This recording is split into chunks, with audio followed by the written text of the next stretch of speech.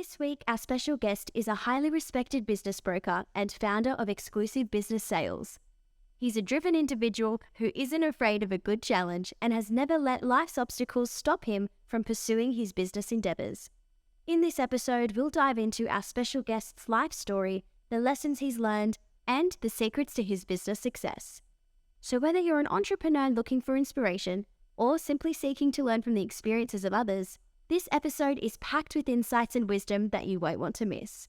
Get ready to be inspired by Zoran Sarabaca and his journey to success. Okay, and we are live. Stories Unlock, episode number 4. Zoran, it's a pleasure to have you on. Thanks for having me, Ari. Now, let's get straight into it.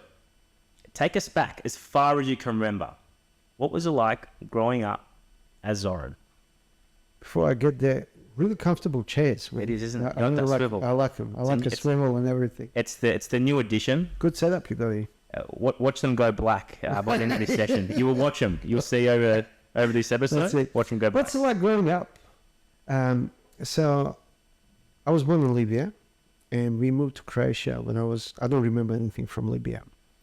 Then I was 3 years old when we moved from Croatia to Serbia, what's now Serbia. Back then was old Yugoslavia, so it was a small place called Jasenovac, about 100 kilometers from capital city in now Croatia. And we moved to Belgrade, which is capital city of Yugoslavia back then in Serbia now. And I remember, I've got quite a few memories from that time. So between 1 and 3 years of age, I remember quite a few things. And because it was a small place, this is really like imprinted in my mind. Parents would send me to go and pick up a bread. I was like less than 3. So I would have this little tricycle and they would put a bag and I would just ride to the baker, because baker knows you. He stops serving everywhere. He said, "Oh, Zoran, see." So he comes in, puts a bread, and I ride back. And as a kid, these things are important because I felt pretty proud of myself that I'm contributing and I'm having this responsibility and I'm actually going there by myself. And I remember thinking that the journey was long, but then later on in life, when I went there and looked at what the distance was, it was I think 20 meters. But as a kid, that was a huge thing. So that's the earliest memory that I've got. And growing up in your family, were you growing up in a well-off family? Tell us about that. Oh, we were loaded, like money everywhere. No, look, we were not poor by any stretch of imagination. We were quite comfortable. My father had a pretty big business in Libya, so he employed about 300 people. He was doing water infrastructure. Gaddafi came in 1970. Few months after I was born, and started nationalizing companies. You could not take cash out, or you couldn't transfer the money from Libya to Europe or anywhere from Libya. So they saw what's happening. Writing was on the wall. They're going to lose everything. So they took exit visa, said that they're going to holiday to Yugoslavia, bought some gold, packed it up in the kids' toys. And that's how they left everything behind. But it was good enough. It was enough money to actually set us up there. And fortunate enough, we never had a mortgage. We always had a house. Father was always in the businesses. And I was brought up with this belief that that's the only way to go. Like, not that it was enforced to me, but I really always wanted to get into business. So there was no other option but getting into a business, and not because there was no other option, but because I wanted it. I wanted to do computer science, and then the war started in old Yugoslavia now. So I had to go on. And so how old were you when you left Libya? Less than 1. I don't remember Libya at all. Okay. And then you moved to? Croatia. Now Croatia, back then Yugoslavia. Okay, got it. And what age was that? About 1-ish. 1-ish. And then from Croatia, we moved to what's now Serbia, to Belgrade, and there was age of 3. Interesting. So you were in Belgrade, age 3, and how long did you spend there? Pretty much until I came to Australia. So I came here when I was 21. So the war started in Yugoslavia. I got the cold papers. It was a messy. Let's not go there, but it was messy. Every war is bullshit, all right? And this one was too. Yeah. And you know, it depended where you were. That's where you were drafted. It was a civil war. It was Wow. rubbish. So those teenage years.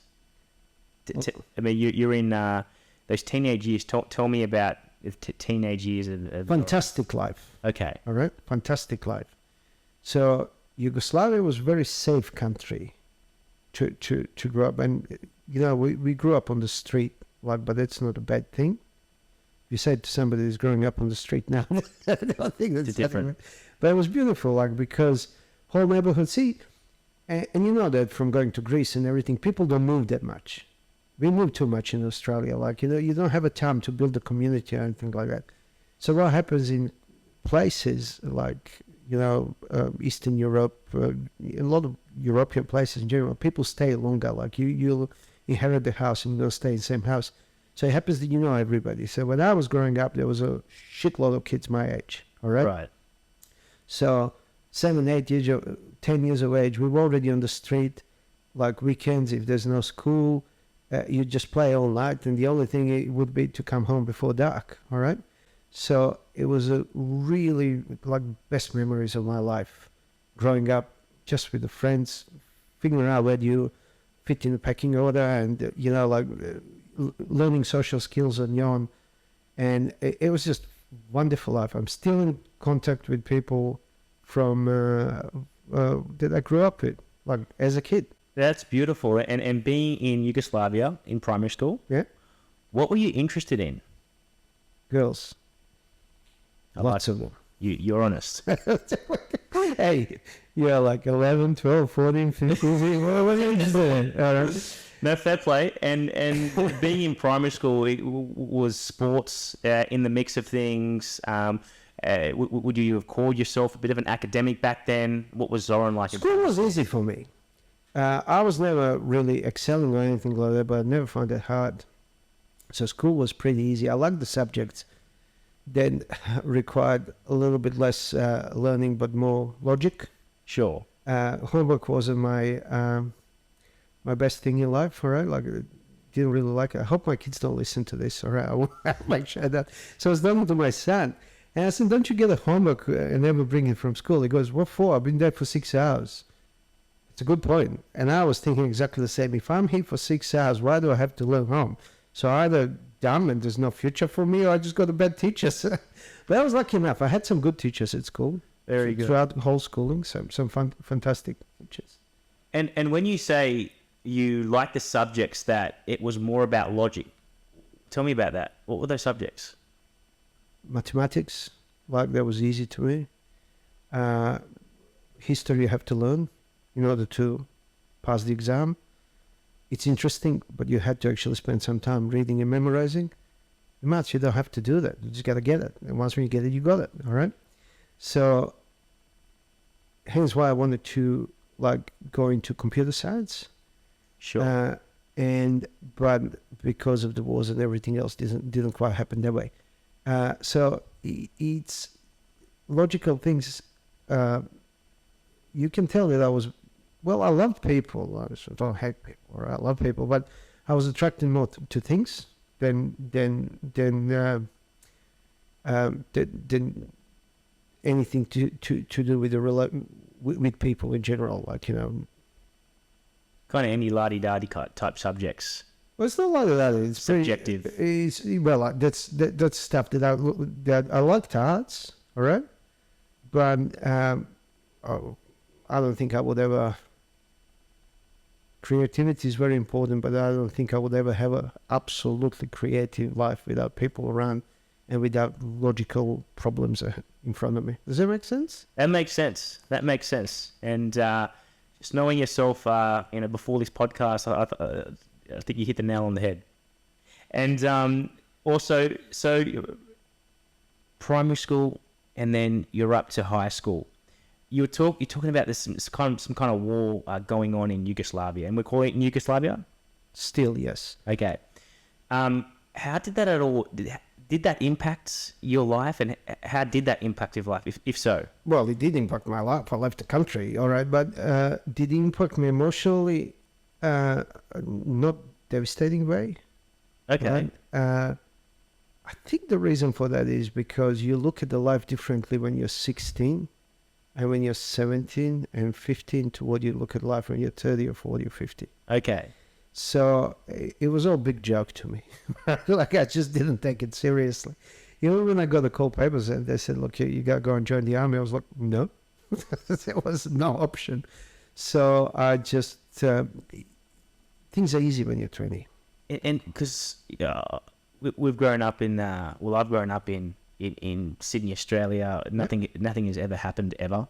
But I'm trying to wrap my head around. So what? You're in high school. Was there any conflict that came close to a city of yours? Did you hear a siren or just media? No, it's a media. Okay. You can see it happening. You can see a lot of propaganda happening at the same time. But if you're, half smart, you can see through it.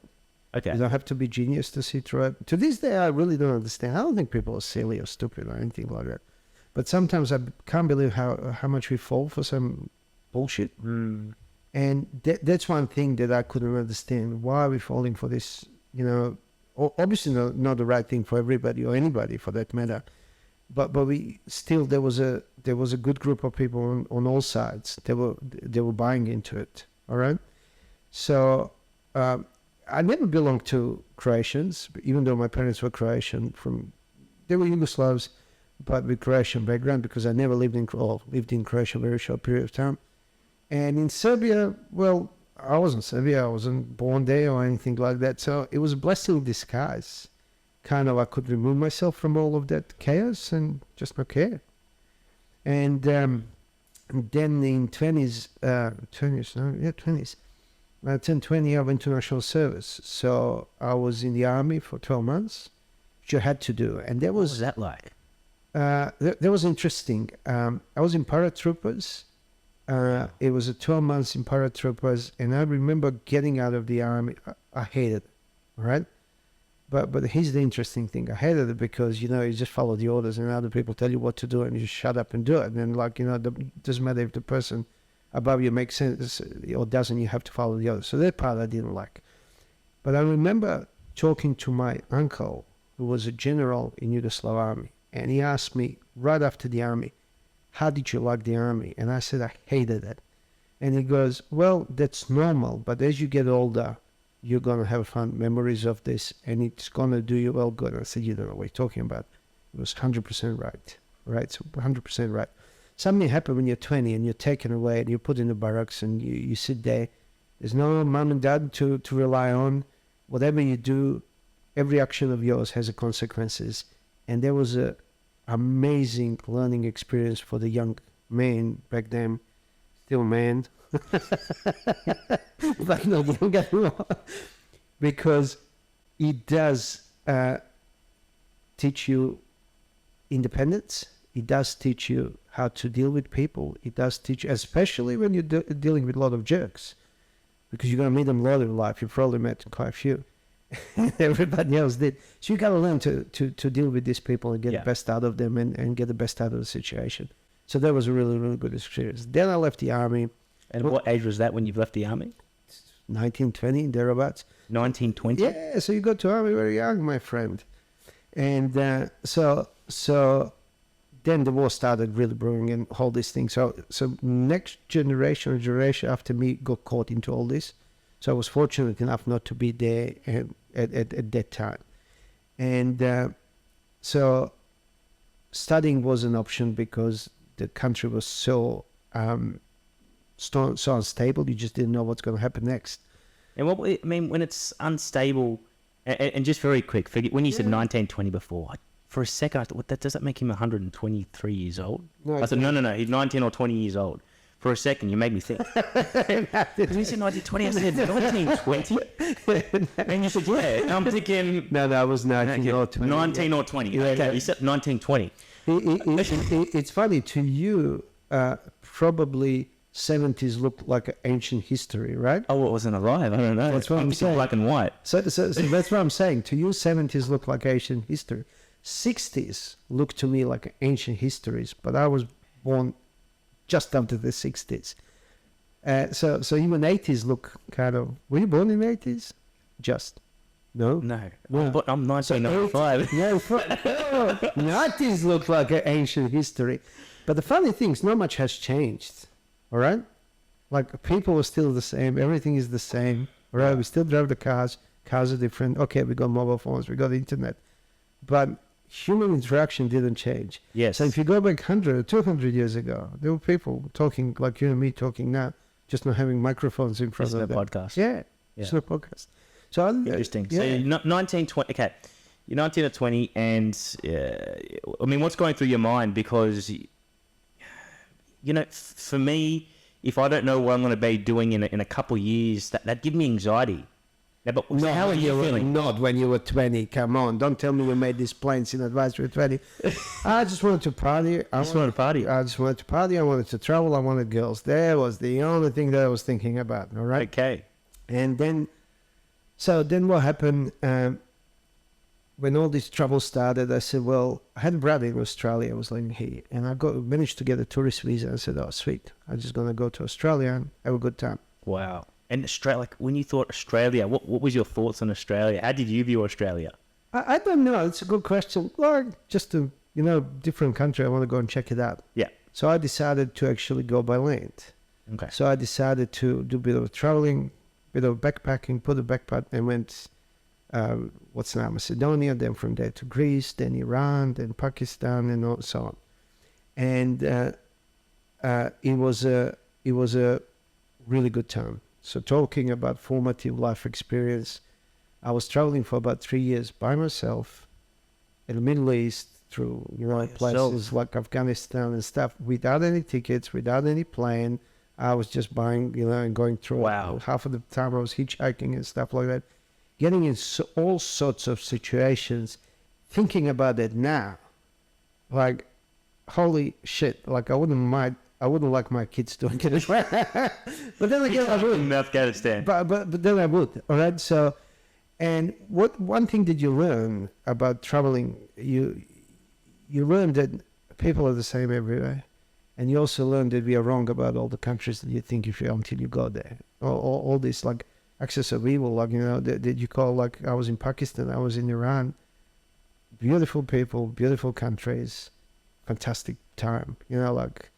And so I ended up here in Australia. Let's cut a long story short. Yugoslavia, by that time, fallen apart.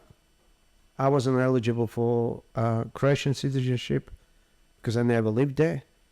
I wasn't eligible for Serbian citizenship because I wasn't born in Serbia.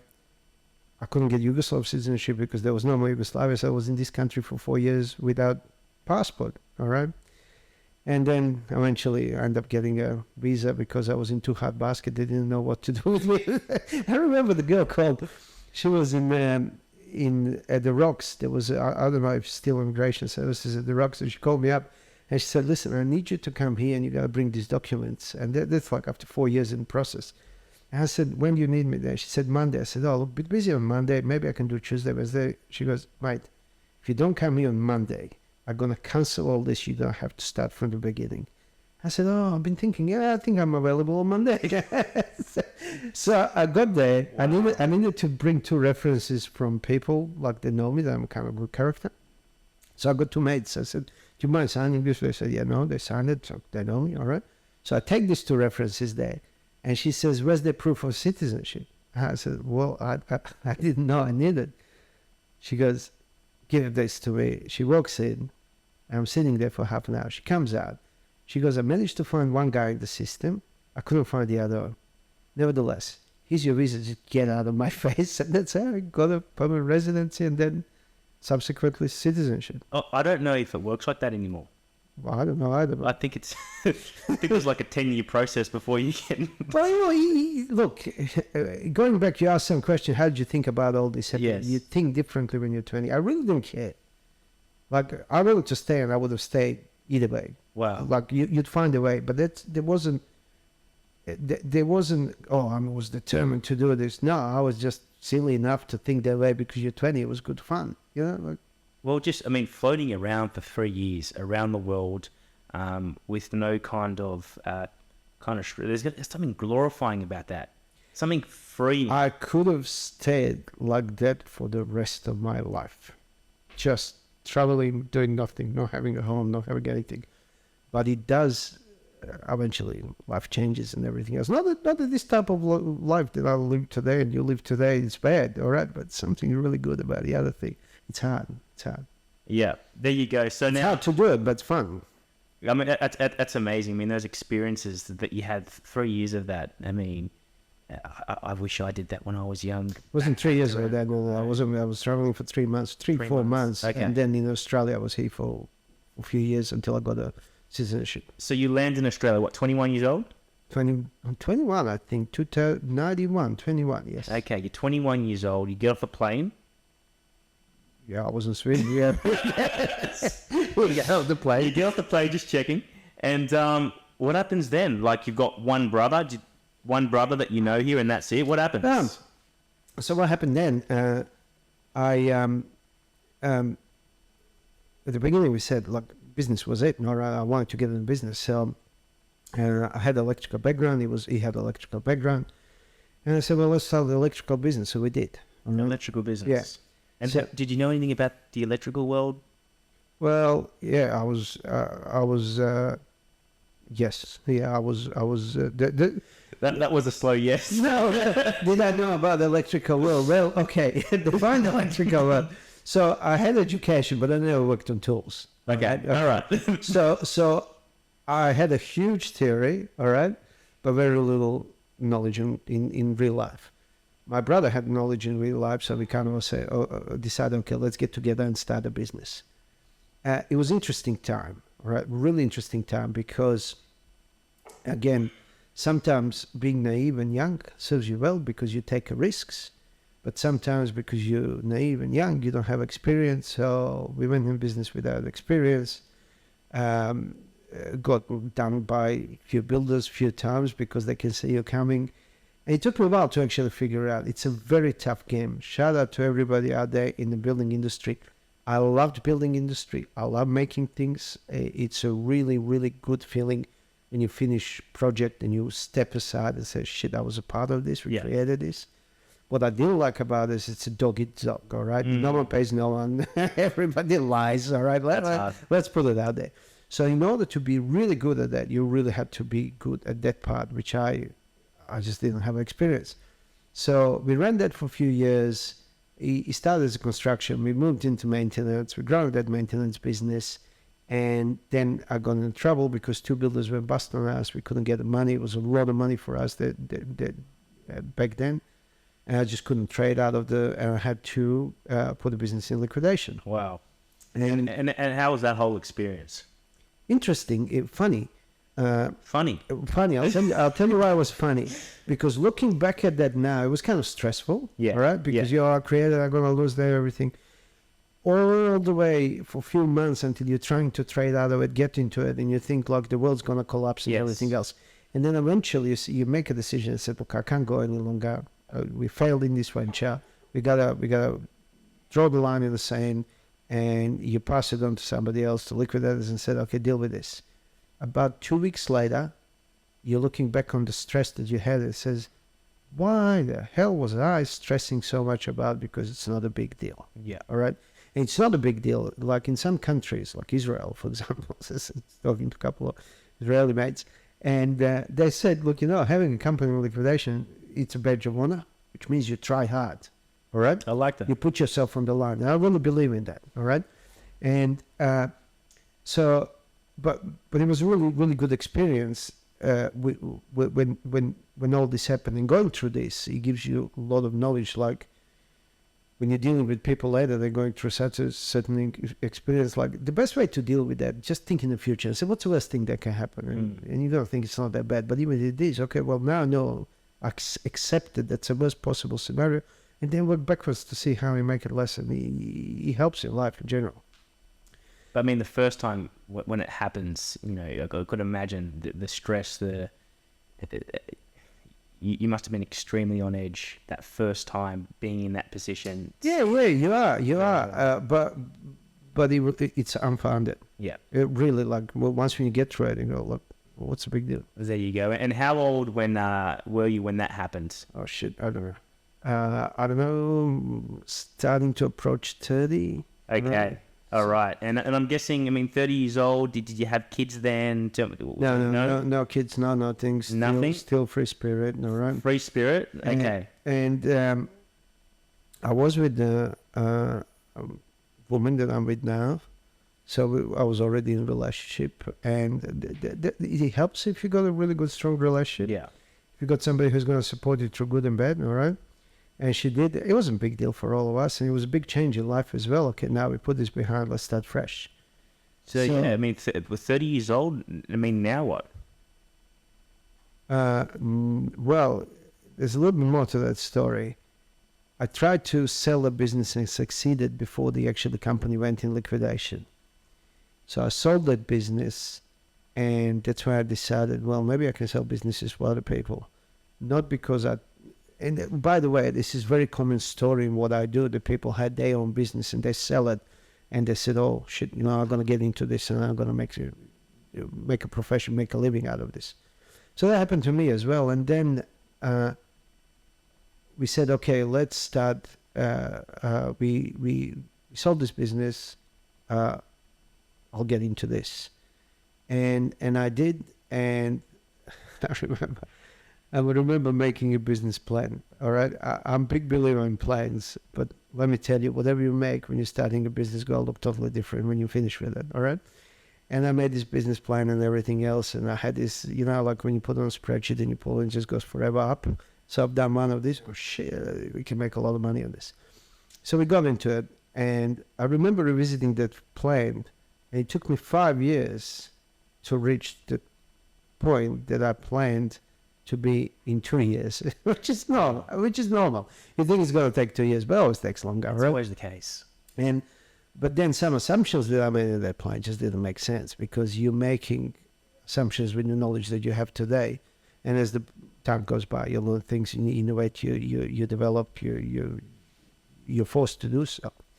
So it started as a one-man band, like most of people do, unless you raise some money on, bootstrapping in with money that I didn't have, because I still owed money from previous venture. And slowly we started building, and when you say slowly started building, so it's a new business, and I mean, you've been in business for a number of years with this electrical company.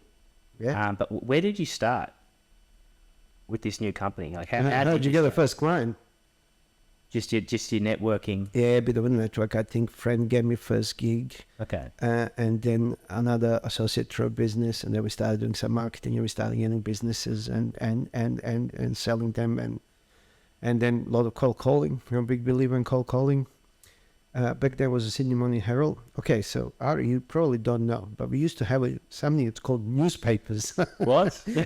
That's serious. Online? You open them up. Digital? No, totally off the line. All right, and then you grab up. Then you grab a phone, which was a what do they call them? Fixed line phones. Okay. All right, get around the fire, boys. Come on, I'll tell you all about it. So you make a phone call because people would advertise their own businesses and say, "Hey, maybe I can help you with this," and stuff like that. And that's how it progressed. And so employ the first person, Amanda. You met Amanda; she's still with us. And then business started growing and growing and growing. I think we got about 40 people now. Wow. We got offices in Sydney, Melbourne, Brisbane, Canberra, Adelaide. Few regional, and trying to open up a Perth at the moment. It developed into something totally different to what I thought originally it was going to be. And what did you think originally it was going to be?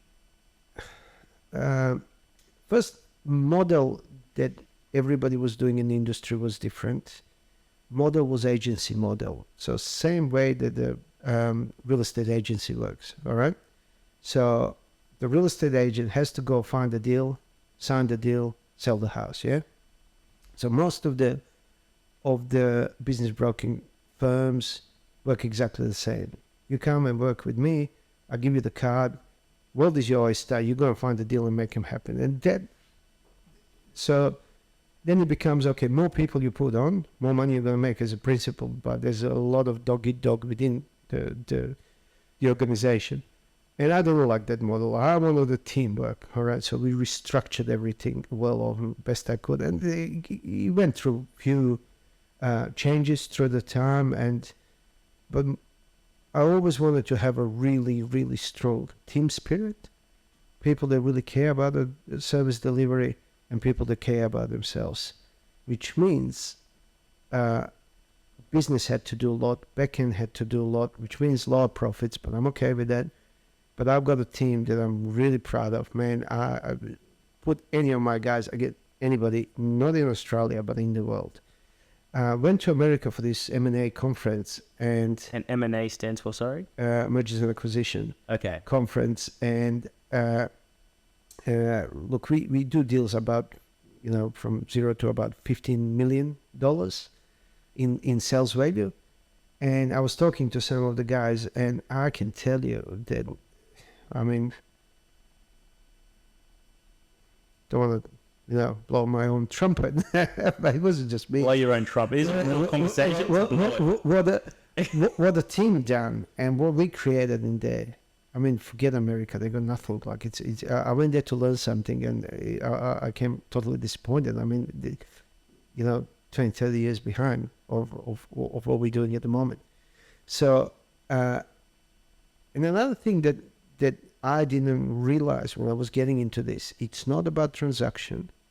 What we do, it's not about the money. It's about people. Love it. It's totally people work. And sometimes you sit with somebody who had a business. How long you had your business for? 5.5 years. 5.5. How do you feel about it?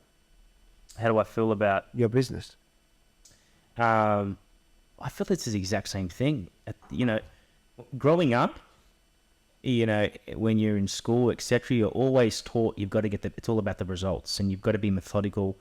And then, coming into the real world, I've always, what I'm finding out more and more, it's about the people, about relationships. So how do you feel about your business? Like, what's your relationship in your business? Do you love it? Do you hate it? Is it your identity? It's not your identity. What's your relationship with your business? For me, yeah, it's my identity. Yeah. Now, we deal with people sometimes are for 50 years in the business. Yeah. And they have to let go. It's not about the money. It's about letting go of your own identity or changing your identity. You're not letting go, but it feels like you do. And you got to innovate yourself through a process. And our job is to, through a trustful way, really lead them through that. It's not uncommon that, we have a multi-million-dollar deal. It's about on signing and the owner said, I can't do it. So our job is to help them through this transition. Wow. And when I started the business, doing business sales, I always thought it's all about money and transaction. Money is important, but it's more about the people and how you feel through the process and what you're going to get after the process. And I've seen people sell businesses for less money to people they didn't like than somebody they didn't like that was giving them money. Weird as it sounds, all right? And that's one aspect of the business that I didn't expect. The other one is deal making. When people talking about the deal and say, oh, look, I had an offer for this much for the business. Well, here's the news for you. Like, first thing that's always agreed on is a price. The negotiation starts after we agree on price. And it can be months, right? A long, long time. It could be 100 days, 200 days. We already agreed on the price. And now we're agreeing on all the other stuff that comes after the, how we're going to take, what type of handover is going to be, what the guarantees and warranties what I'm going to give, what's going to happen to this person, what's going to happen to that person, how are you going to introduce me to this, and then it goes into accounting terms and everything else. And people need somebody to take them through that chaos of information and things that need to be done forward. But now, just think this is very emotionally charged on both ends. and that's where we fit in. So our job is to, my partner Chun, he described it very well. He goes, okay, the broker's role is like this. I gotta get this group of people from one bank or river bank to another, and we're in this little dinghy that moves, all right? And I'm rowing across, and they're fighting and going around and moving, and I'm trying to keep them in the boat and rowing and balancing to get them across the line. And that's what we do every day. That's what my guys do every day. Like that amazing team, amazing deal makers. Yeah, you're watching like the feels of those cats. Yeah, bring it on, I said. Oh God, cheers. We've Cheers. got that. For those who aren't watching this on YouTube, we had the Scotch, the Shivers. It was a different one. It was a better one. Ready for Zoran. But thanks God it's 8 o'clock in the morning. you know, one thing. I mean, you know, you've worked with thousands of business owners. Could you agree by now? Sorry? You worked with thousands of business owners over the years. We get close to 5,000 people every year come to us to sell a business. We don't engage all of them. We do about 100 deals. We complete 100 deals a year. Oh. But we give a lot of advice and everything else. And sometimes it's not the best thing. Or like you want to sell the business, but you need certain things, and we can't achieve that. We tell them that up front and stuff like that. Some we lose to competitors. I can't believe it. It's just, some people just make mistake. All right. And but yeah, about 5,000 a year. I mean, you know, so you're dealing with thousands of business owners, and you talk to a lot of them directly too. You're involved in the business, is that right? I'm involved in the business. Look, I'm managing the operations more and working with the people, but I'm involved with just most of the deals through discussions and, you know, a bit of think tanks and conversation about what to do next and everything. But where are you going with the question? Well, this is something I've never actually expressed, but I've personally worked with hundreds of business owners one-on-one in my trade, and I've never kind of expressed this, but there's a few things that you're saying that are resonating. I'm finding out in the business world that there's kind of two types of business owners out there. I see one type of business owner is very, very emotionally attached to their business. I'm actually a culprit right there, where you can see that them being in business, it's more about pride than the money. And they are thinking generations. They're thinking about passing that business down to their kids. And then I see other business owners, the different type of business owner, where, you know, and they'll say it like, this is my retirement package. You know, this is it. I'm here. I flip it. Next one. And there's just no emotion right there. And I find, and I can say this, I'm myself being Greek. So I find the Wogs, the Lebanese and the Greeks and the Italians extremely kind of emotionally driven when it comes to business. It's more about a legacy over kind of a paycheck at the end of the day. Can you resonate with that at all? There's definitely more people that are emotional about their business. Yes. Than people that are purely transactional about it. But there's no difference in nationalities. No? No, like, Okay. you know, once when you're business owner, it's my observation. Yes. Once when you're business owner, you fall into it. I mean, people ask me, you know, friends that don't own the businesses, and he goes, how many hours a week do you work? I go, I always work. I work on the weekend. Anybody wants to call me, I'm always thinking about it. Like, I probably put 10 hours a day, Yeah. like active work, like focused work. But the rest of the time is, you know, business as well. Like I'll talk to people. We go on dinner, and I'll think about it. You know, it becomes your life. And it's not a bad thing. I really don't mind it. I really don't mind it. Another thing is, as the business grows, and you know, like when you got more people, a lot of shit comes to you. People love doing good things.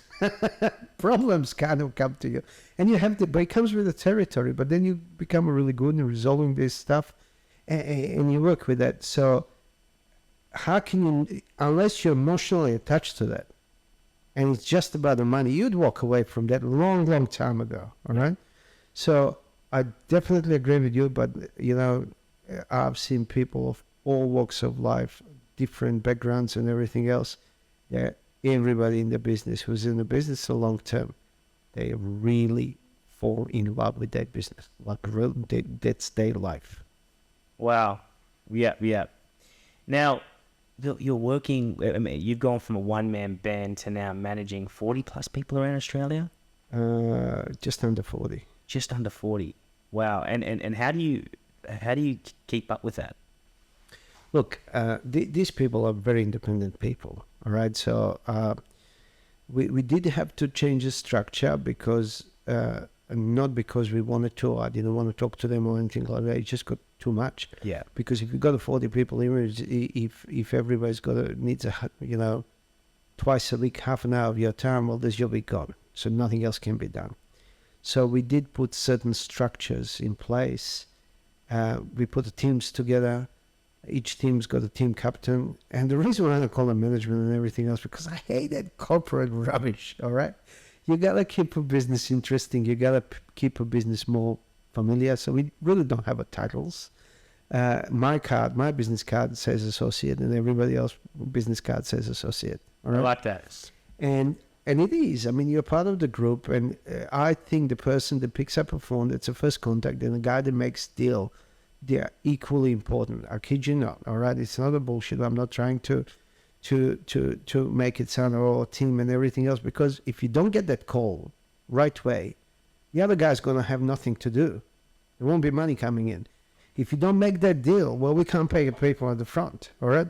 So you really have to have a cohesive system that works with each other. All right. If you have to manage people, then the system doesn't work. All right. You create a system. You make sure that people follow certain systems. But in what we do, this is not a Meccas. All right. So there's a lot of creativity, a lot of individuality, and we need a lot of talent. The hardest problem for us is finding a new talent, right? Because it's a tough game that we are in.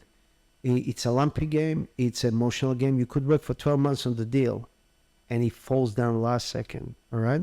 So you got to be able to stomach that, but you got to be able actually to have a quality of the person that can deal with somebody or enough knowledge and experience to deal with somebody who's been in the business for 40 years. You got a $10 million deal on the line. You need to be able to get across the line and risk not getting paid on yet, all right? So to attract the talent, it's the hardest part for us. And look, a lot of people come to us.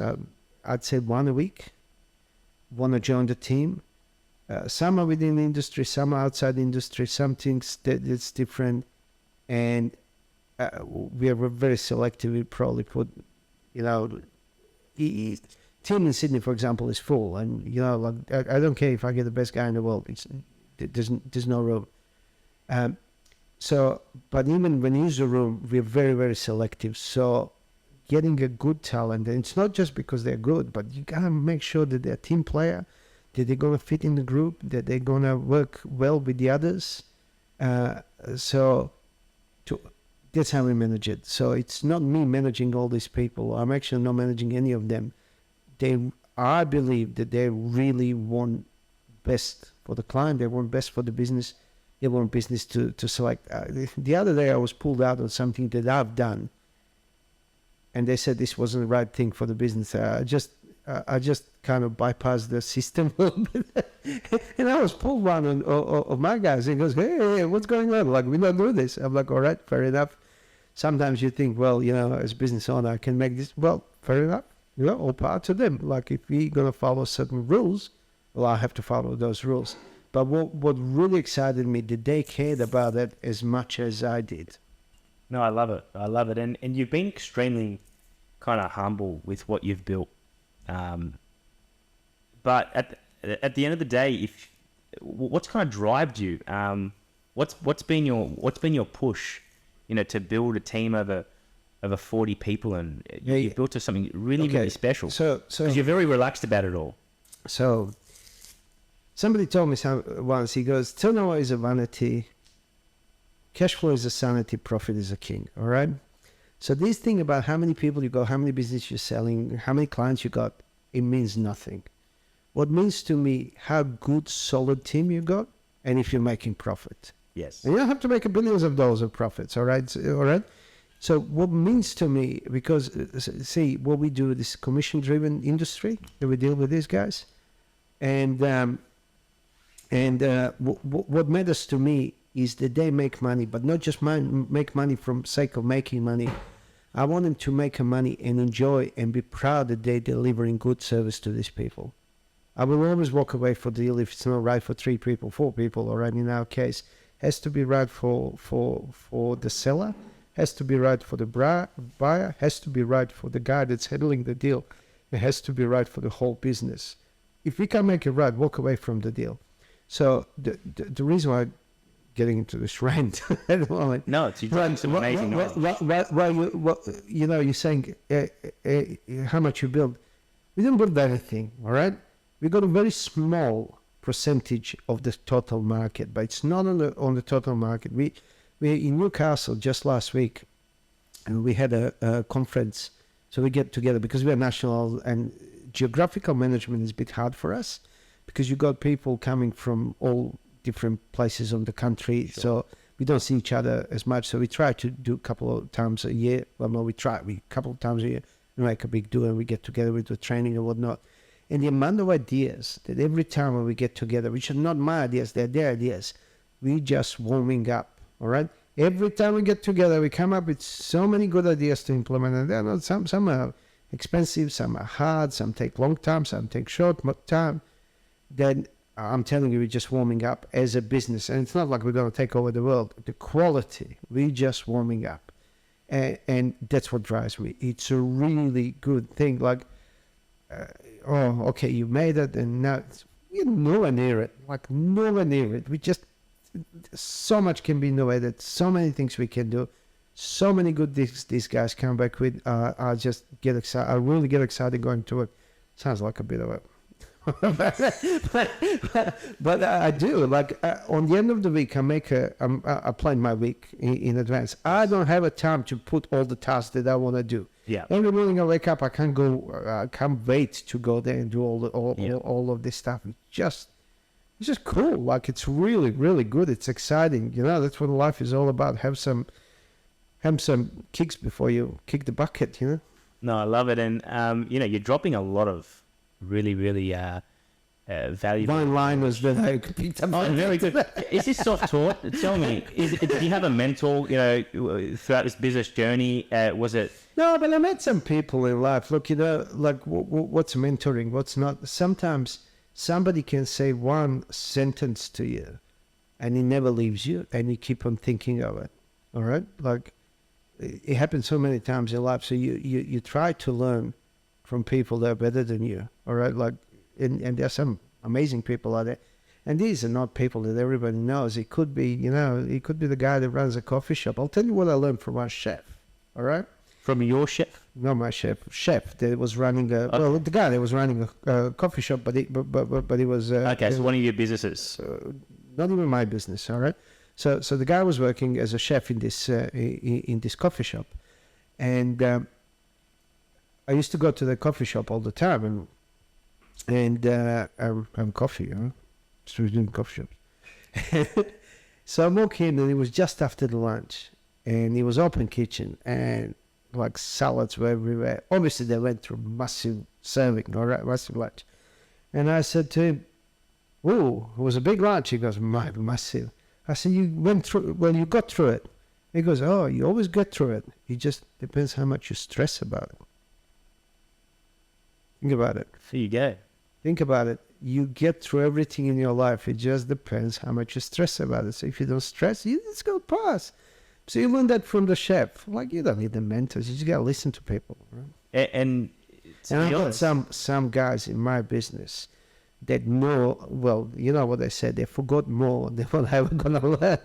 However, we got people that had multinational, like multi-million-dollar businesses that work as deal makers with us. Wow. And the guys that had the massive businesses that employ hundreds of people, we had like most of them were ex-business owners and stuff like that. So, two heads are better than one, but when you have 40 good heads, you can do a lot. You learn from them.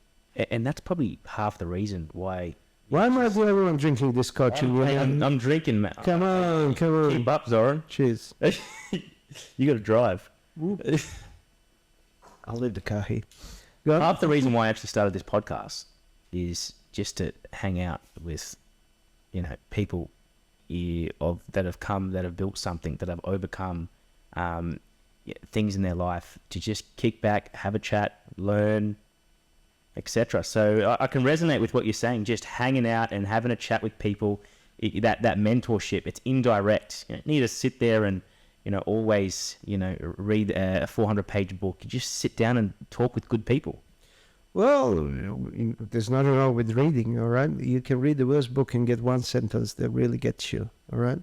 So that's another thing. Read a lot. Kids are there. Read a lot. It's good for you. Shout out to Zoran kids. Shout out to my kids. Read a lot. It's good for you. It is. No, there you go. I struggle. Audiobooks for you. Audiobooks. Picture books. Picture them. They're very good. And one piece of advice, 10-year-old Zoran, what would you say to him? Can I say that already? No, G-rated, please. G-rated. Look, I'm honestly happy with my life. Enjoy it.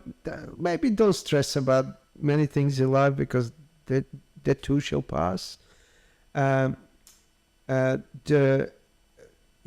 Just I wouldn't do anything different. Like, I really think for people, attitude is everything. It's not education.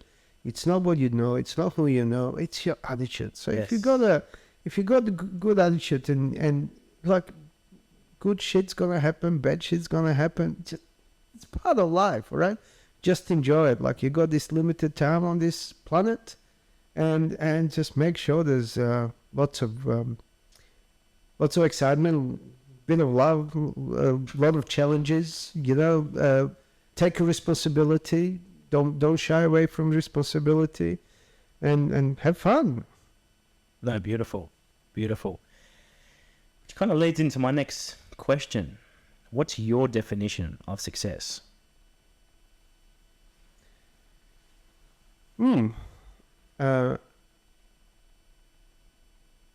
Okay, let me tell you best advice I ever got. It's got nothing. Well, it's got a bit to do with success, and then I'm gonna expand on that. I was when I was younger, in my 18 years of age, at 19 years of age, done skydiving, and That wasn't the military, right? no, there wasn't military. It was serious skydiving, and there was a lot of how would you describe it best? There was a lot of fluff around it, and there was a lot of enigma about it, and the older guys would say to younger guys all these stories, like what happens and how it happens, and like which happens in all sports, and like you've done a bit of bodybuilding and whatnot, and like there's always stories, time was different, you gotta be careful about that, and everybody gives you advice. And we were on this camp, we went away for skydiving trip, and I was the youngest one there back then, and one of the instructor came in to me, because I had a few drinks, and everybody was a bit pissed, so he wanted to share the word of wisdom. But he said something that really stuck to me for the rest of my life. He said, "Listen, boy," he called me, "listen, boy, I'll give you one advice. Don't listen to," hang on, let me get this straight, translating. English is my fourth language, give a guy a break. Don't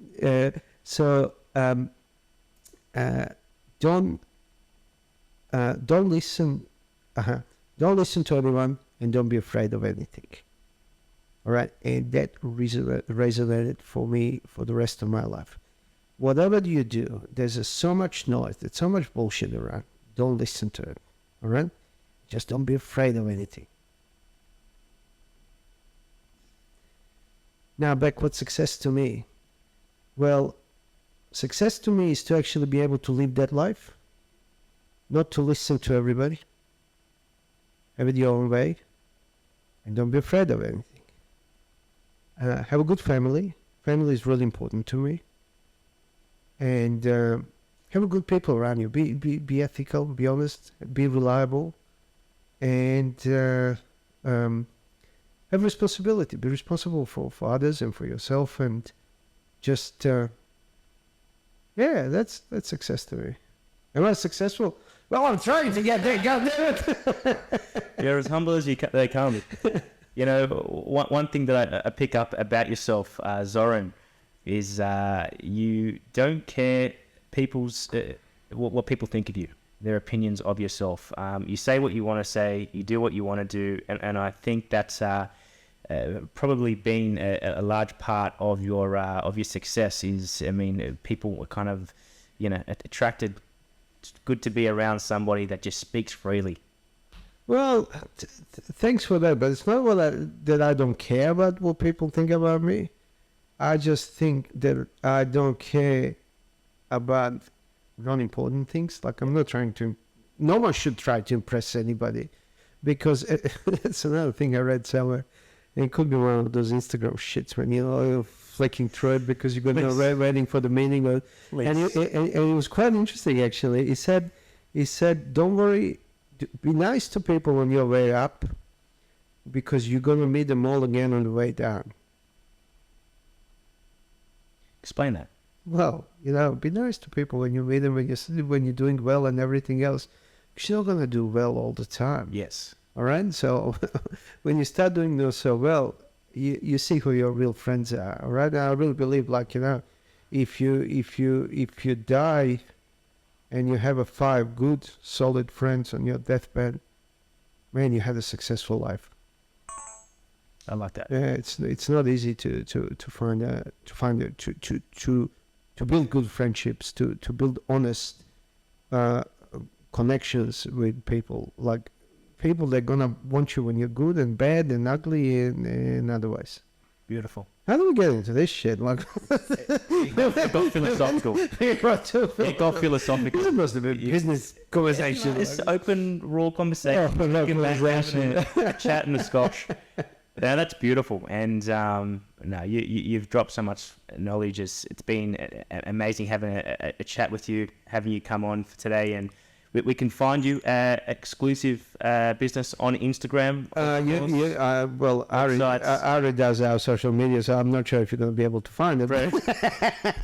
No, Ari's doing a fantastic job on our social media. But please look, you can just Google Exclusive Business Broker. It's spelled XCLLUSIBE.com.au. And check out our podcast, which is called Your Next Big Move, which we talk about business sales, business acquisitions, none of this philosophical stuff. We get into real content of business sales. No, I love it. And once again, thank you for coming on the session 4 of Stories Unlocked. And it was a pleasure having you, man. Hey, it was good fun, man. Thanks. It was. Thank you. Thank you.